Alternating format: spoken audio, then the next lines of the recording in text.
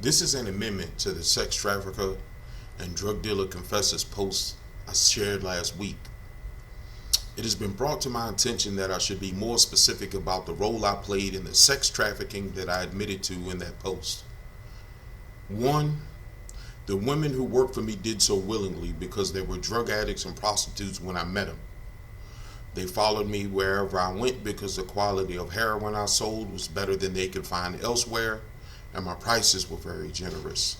Plus, when they had slow days working the street, or at the time, what was it, Backpage, they could depend on me to take care of their addictions. I paid for the hotel rooms or whatever else. They just went in the hole, so they had to pay me back. So it was an ongoing cycle. Number two, the women who traveled with me were adults.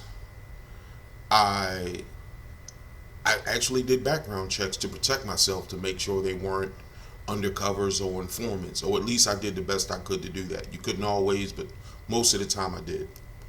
Um, Another issue I must address is that I talked about molestation and all types of evils that took place in my household, and that could affect some of my family members, and I never intended to do that, but how do I put it? Uh, I only shared enough information that if someone could be identified by what I said, it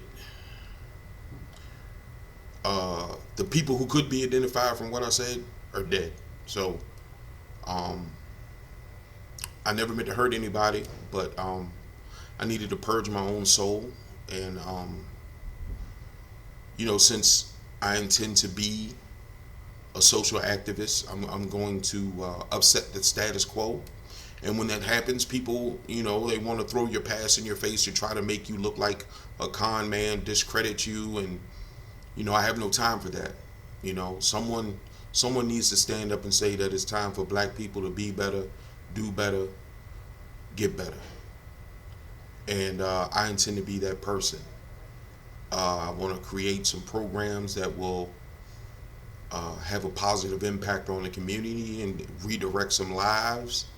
And I'll be getting into that in the future. I'm going to talk about what the Bold Movement is about in detail. But let's just say that B is for beautify. I want to beautify the way that black people see themselves, their roles in life, family, and society. E is for edify. Uh, Edification is formally instructing and uplifting morally and spiritually.